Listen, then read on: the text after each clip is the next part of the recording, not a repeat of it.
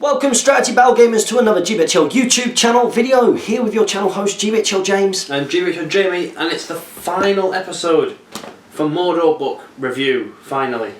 There we go, finally getting it in here, although we have been releasing them on a week since we've... Near enough, the first one came out, then there was a bit of a gap between that and the next one, then the next one came out. Now we've been having great fun working out a way of formatting this so that we... Fun! Because it's such an in-depth book, there's so many different types of things, you could quite easily go on for a few hours if you didn't break it up in a sensible way. I know a few people are kind of like, well, it would have been better if you'd have spoken about things you've already spoken about. Yeah, but we've already spoken about them. So you can go and check out those videos, of course you can. But apparently, in our eagerness in the last one to talk, about monsters and siege engines, which are our favourite things, we missed someone out, didn't we? We did, and it's someone very sort of pivotal to the Mordor She's in a weird place though. She's not like the other Spider Queen. No. It is obviously Shelob. So Shelob will be our sort of last of the heroes and monsters, and then we shall begin the troops. Unless someone points something out. Yep. At which point we probably won't make another video. No, we won't. Oh, too late. So Shelob. She is moved 10 inches. Fight 7 with a 6+ shoot value, strength 7, defense 7, 1 attack, 6 wounds, courage 4, no might, 6 will, no fate. Very interesting. Different profile. Yep. So 90 points, so reasonably expensive, and is also an independent hero. Wow, so can't lead troops. So can't lead troops, and obviously you get no might points for those 90. So interesting. So movement, Shelob can move at full speed over any type of difficult terrain and ignores all obstacles except for water features and gaps such as chasms, ditches and other open spaces, which she has to jump as normal. She causes terror and has venom, so Shelob must re-roll any failed to wound rolls. That's good. Yeah. And pounce. When charging, Shelob counts as a monstrous mount and therefore gets the extra bonuses that cavalry get. That includes extra attack and knock to the ground. As usual with monstrous mounts, these bonuses are not lost if Shelob is engaged by enemy cavalry, but are lost if she is engaged by another monstrous mount. Ah, okay. There we go. So quite an interesting profile because there are some good strengths in there, good fight value, good strength, good defence, lots of wounds, and a high amount of will. Yeah, but she has another rule called Hunting Instinct. Every time Shelob suffers a wound, she must take a courage test. If the test is failed, she flees, the model is removed and counts as a casualty. Now this is a courage 4 model. Courage 4 with 6 will. It's like an elite man. Yeah. So you can see that that's what the will is there for. But even on a double 1, you can't flee the first wound. You have to take at least 2 wounds to do it. Certainly do. But you can definitely see one of the weaknesses there. Another one of the weaknesses, although she's got that pounce rule, which does mean if she does get in and win a combat and she's got 4 strikes or more. Re-roll in and all that kind of wonderful stuff. She can kill stuff. Yep, she can. However, if she gets charged and sort of swamped by May, she has 1 dice and she needs that 6. She certainly does. She certainly does. So do we see much of Shelob around? Not generally, no. No. There's one person famed for using her in his list, which is Mr. Edward Ball. 600 points, he'll take 3 fell beasts or 3 re-raised on fell beast, and Shelob because she brings that fight value. Yes, she does. Fight 7, which is where he's usually lacking. And sort of fits in with all the monstrous mounts and all that wonderfulness. So in terms of being competitive for points, I don't think she makes it into the lists really. I think 1 attack, if you're losing that roll off after you've already got in, then that's going to be pretty tough. It's going to be pretty tough. So that's it. That's the final monster hero, which brings us swiftly onto the troops. Now there are some of these that we will have talked about before. Yeah. So especially number 1. Number 1. I think just because it is so sort of the base level to go from, we will talk about this one. So Orc Warrior, 5 points, so cheap as chips. Fight 3, strength 3, defense 4, 1 attack, 1 wound, courage 2. You can take a banner for 25 points, an orc bow, a shield, a spear, and a 2-handed weapon. One of them for a point. There we go. So just very cheap. He dies easily, runs away easily as well. Now when do we tend to see these guys? Well, they tend to be whacked on with a shield, a spear. A spear, just to give an extra attack to something big. Certainly do. No, I actually quite like playing with Orc Warriors. Yeah, it's quite fun. When they kill things, it feels really good, and your opponent gets very demoralised. Check out the Salt Thrall bat rep. That was incredible. But yeah, do we see many just basic orcs around? Not particularly. No. Not particularly, and I think a lot of that is because there are... Not in a Mordor list anyway. No. Maybe in an Angmar list. Yeah. Oh, which is of course where we've discussed the basic orc warrior a little bit more. So go and do check And it out. Video. also we've discussed it in Isengard, Fallen Realms. They come from there as well. That's very true. I wonder which one do we do first? Which one would we refer to first? We've got no idea. Go and check out them all. 50-50 chance if you want. Obviously, we just talked about it, so you've got it. So there you go. That is the orc warrior. Yeah. Which brings us on to the orc tracker. Now the orc tracker is a little bit more of a specialist. Yep. In a way. So representing a bit of a scout, they've got movement 6, fight 3 as an orc, but a 4+ shoot value. Strength 3, defense 3, so slightly lower than normal orc, 1 attack, 1 wound, and courage 2, and they come with an orc bow, all for 5 points. Now you can mount these guys with a warg for 6 points, which isn't actually a terrible idea. No. So all of a sudden, in your Mordor army, you've got 4+ shoot value, which could be pretty handy to have. Yeah. And if you mount them on logs, obviously they can keep up with the force, act as a flanker, and an objective grabber. Yeah, and just as good at shooting at that point as a Westfold Shield or Rider of Mohan. Then we've got Wild Riders, which we've discussed in Angmar and in Fallen Realms, so check them out. But then we have a rather interesting one, the Mordor Urukai. So not your Isengard Urukai, it's a Mordor variant. So it is 8 points basic. Okay. Fight 4 with a 4+ shoot value, strength 4, defense 4, 1 attack, 1 wound, courage 3. So it's a basic Orc profile, defensively. Yeah, just with armour. Just with armour. They can take a banner for 25 points, an orc bow for a point, a shield for a point, or a 2-handed weapon for a point.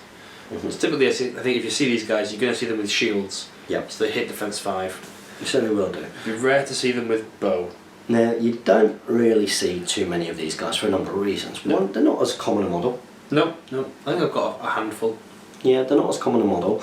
And because of that low defence, although they've got the fight value, they've got the strength just like a normal Orc, defence 5, defence 4 aren't going to be fantastic. They're not going to hold out for as long as you might want them. Now, we have done battle reports to these guys in. I think the Battle of Kirafungal is a good showcase for... so if you type in Hobbit SBG, Battle of Kirafungal, that's a really good showcase of the Mordor Urukai, their strengths and weaknesses. And people who tend to bring Mordor Urukai, because they're bringing it for fluff reasons, such as doing that theme, might take them with 2-handed weapons, but they're not fantastic. They're not competitive, are they? Not competitive.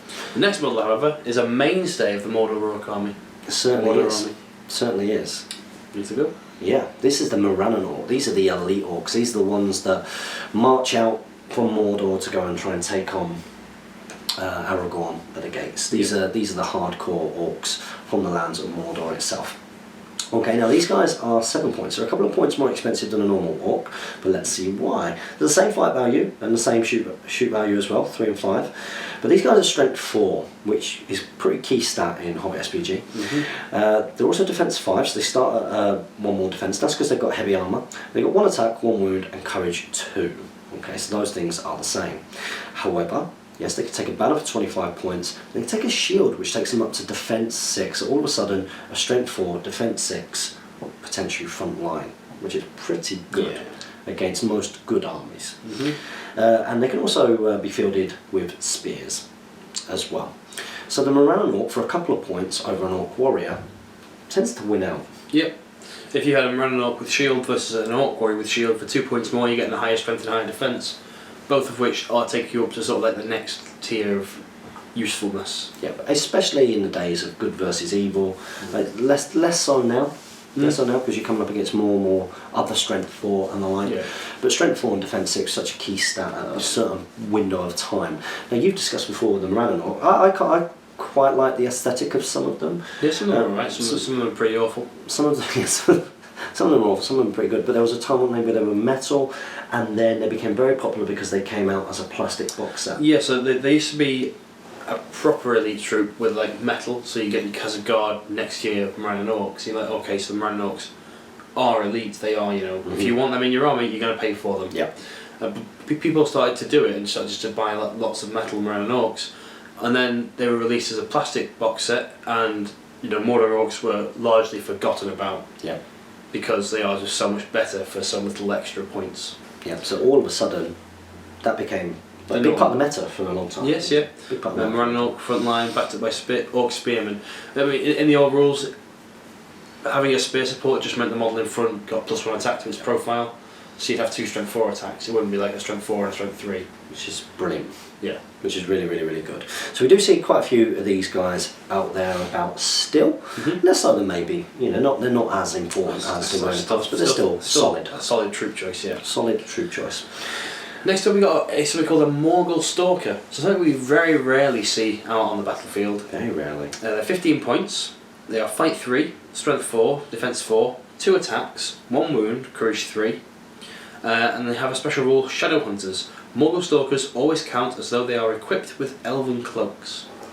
That's interesting. A very, very different kind of orc. Yeah, so I don't know, he's just a hunter, isn't he? Yeah, and they seem more ghoulish as well. When you look at the aesthetic, got big snappy teeth. Yeah, they look like zombie orcs almost a little bit. They got that kind of aesthetic, almost as if they're kind of meant to be inserted one at a time into a warband, kind of like you would do in a wood elf list with a sentinel or the like.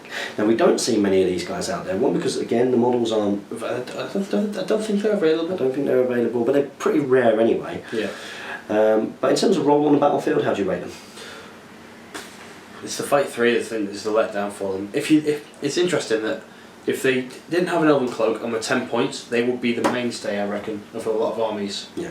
2 attacks. Fight 3, 2 attacks at strength 4 for 10 points isn't anything to put your nose up at. Yeah. The fact that you are effectively paying that 5 points for an elven cloak makes it pretty tough. Again, I've only seen these guys once, and that was in that Kirafungal battle report. Well, I think again the reason why you might not see them is you can take 1 Mordor Stalker or 1 Morannon and 1 Morannon with spear, and in that case you're getting 2 models doing the exact same thing. Yeah. And being more survivable. Absolutely. So an interesting one there. But I really like this next one. I love the aesthetic, and I also love the profile. I think pretty good. Next time we've got the Morgul Knight. Now these are men. Yep. These are men, and they're a cavalry model. They're 20 points, so they are pretty expensive, but they are an elite troop, and you'll see why. All of a sudden we've got some fight 4 in the evil force there. 4+ shoot value, although that doesn't matter too much. They're strength 3. The defense 6. Yep. These guys are pretty survivable, again, against a lot of good armies in particular. You've got 1 attack and 1 wound. They're courage 4, so again, pretty good when it comes to evil. They're an elite man choice. I like to think of these guys as being evil. Black Numenoreans. I think these guys are evil Dalamroth. Yeah. In my head, that's how I imagine their stat line and profile. Yeah, but that's how I see Umbar, like the old kingdoms of Umbar anyway, so I very much like that. They come with war gear, and their war gear, heavy armour, which is why defence 6, because they got shield as well. They come with alarms, so they're charged. These guys are pretty good, +1 to wound. Yeah. Very good. And they've also got an armoured horse. Now the paying for that is 20 points, but these guys are going to be pretty good at getting it in on their opponents. Now they've also got a special rule here, which means that they kind of counter one of the issues sometimes for cavalry. They've got terror. Yep. So it means you can charge them in, and not necessarily be careless, but perhaps a little bit more careless than you would be with normal cavalry, because some things are going to fail the charges to countercharge them and swamp and mob them. They've got options to take a banner and a war horn, which you might do with a banner, to be honest. These guys are pretty good. They're decent, yeah. Yeah, very good cavalry. Not to be underestimated. No, certainly not. Some of my favourite models that I personally own as well, the wonderful Matthew Davies of Generation Shift painted up my ones for me, and they're incredible. And you will have seen them in quite a few GBHL podcasts and HGG battle reports, because I love them. Yep. So, next up, Black Numenoreans. Black Numenoreans next. They are 9 points basic, so reasonably cheap. They are fight 4, strength 3, defense 6, 1 attack, 1 wound, courage 4, can take a banner for 25 or a warhorn for 20, and cause terror. For 9 points, they are not a terrible profile or choice for a Mordor army. No, definitely not. Again, you've got that defense 6 on the front line. Fight 4. Fight 4. So all of a sudden you can see a situation where you try and up the elite value of your Mordor army by maybe putting a Moranor with a strength 4 behind with a spear instead. You can always do that and put them as a front rank, because again with defense 6 against a lot of good armies with a strength 3, it's going to be pretty tough to chop through. We don't see a lot of them though, do we? Not a great deal, no. There was one at the weekend, just gone, with 2 basic wraiths and a front line of them. Okay, cool. Pretty nasty. Yeah, pretty nasty. It's that causing of terror can be quite a big deal. You know, if you're going in and you're, especially when battle lines are clashing, if you fail 1 or 2 charges, it can make a huge difference in a game where it could be all important getting 2 guys to gang up on one on an end of a line or the like. It's not just that wrap around a little bit. Yeah, I'm not a huge fan of the aesthetic. It's very Mouth of Sauron-esque. But there we go. They're a pretty good troop choice. Right, next up we've got the giant spiders, which are available in Moria, but if you want a quick rundown for them, they're 20 points, fight 4, strength 5, defense 3, 2 attacks, 2 wounds, courage 3. They can move across anything just like Shelob does, and have venom, so reroll 1s when rolling to wound. Pretty good. They are nasty little assassins. Yeah, pretty good. You tend to see them fulfill that role. 20 points. Yeah, they're very strong for what they are. And next up, the Black Guard of Barad-dûr. It's like the elite of the elite for the Mordor army. Now, one thing that you should be seeing here, something that we discussed when we were talking about the heroes, is that there are lots and lots of different levels of types of Mordor builds that you can bring. And this is definitely upping the ante and going more towards that smaller, more elite force. So Black God of Barad-dûr is 12 points basic, so for this you can get 2 orcs with shield, 1 with spear, so bear that in mind. They move 6, fight 4, 4 plus shoot value, strength 5, defense 6, 1 attack, 1 wound, courage 3, heavy armor and shield, and have the option for a banner. Now, immediately, what jumps out at me there is the fight 4. Fight 4 again, and the strength 5. And a defense 6. They're very good. Yeah. And courage 3 for what it's worth. Yeah, for what it's worth, especially in that kind of army. Now, we don't see loads of these. You would. No, they're metal only. Well, they did go fine cast. They have gone fine cast. However, they don't really fit, because they are Uruk-hai, they don't really fit into the Mordor army, because all the support heroes from Mordor are orcs. So Fury is the big one, affects the same type of race as the caster. So the Mordor Orc Shaman doesn't affect these guys. Exactly, and in order to get that kind of same Fury is huge for evil armies, absolutely huge. Whether you're a Goblin, an Uruk, or an Orc, then you're going to have to start allying in some Isengard, and then really you've not got the Mordor army that you want. No. As it were. So we don't see tons of these guys. I've played in a couple of battles against them. They are quite expensive. It does change massively how you are building your army on the whole. It becomes a much more elite army. Because you've got a smaller army, you're easier to break, and if you've not got that Fury in there, that can be a big They can go. Certainly can. Now, someone else that we talked about next. Next up, we've got a Spectre, that discussed probably in much more detail in the Angmar review book, so go and check out that one for a full rundown of what they are. But effectively, they're a little control units. Certainly that can move your opponent's troops around for you. It can be very annoying in a game, can't it? Yeah. It can be very, very irritating in a game. And it definitely gives your opponent something to think about, especially as the battle lines are close to clashing. You know, especially in terms of you can get someone out and get heroic combat going off. Heroic combat. And that's actually it. Is that it? Yeah. No. Because we did the monsters last week, so Mordor Troll and Co. We should check this just in case we get people coming Great back. Beast of Gorgoroth, we did that. We did the thingies, the Sea Drippins. No Hidden Warriors. No Hidden Warriors. Absolutely fantastic. I could have sworn there was a lot more in there. I thought they had bat swarms and things in there. To be honest, that works absolutely perfectly because it's a 20-minute video, which works out nicely for the rest of the series. Well, I hope you have watched all of the other videos that we've done covering the Mordor Sourcebook, and in fact all of the Sourcebook reviews, because we have been covering them over the last couple of years. But that does bring not only the Mordor Sourcebook review to a close. All the Sourcebook reviews have now been finished. We did it! My God. We did it! Fireworks, everybody! Woo! Party poppers. We should have done something. We should have celebrated. Well, we just did. There's been a cloud over our heads for such a long period of time. Well, we thought we'd done it. Yeah, we had. We honestly believed it. thought we discussed this because it's the Sauron unboxing. Yeah. The Sauron unboxing threw us off, and it's the fact that we've talked about a lot of the stuff in there when we talked about Mario and Angmar and also Fallen Realms, to be honest. So that's why we missed it. We're sorry that you guys have had to wait so long, but we hope that you enjoyed that little bit of a throwback to doing Mordor Sourcebook reviews. So we will have to come back with some more different content going forwards as we meet together. Should be cool? Yeah, well, we can do those profiles. Yeah, that's a great idea. You guys won't know what we mean, but we had a light bulb moment. Oh, they will. Because Big Friend Question will go out before this goes in. Yeah, you better watch Big Friend Question, guys. That's a good point. Yeah. It's a good point, because in there you'll know what content we'll be doing next. So guys, hope you've enjoyed it. Make sure that you comment below, get involved in the discussion. If you don't agree with some of our opinions on things, we want to hit them. Yeah, the complete polar opposite of approach there. So don't forget to comment, like, share and subscribe. Support your Hobbit host by clicking the links below. Make sure that you like our Facebook page, the GBHL Podcast, and also our Twitter. Support your Hobbit hosts. Support your Hobbit hobby. That's so close. Support your Hobbit hobby. And happy strategy battle gaming.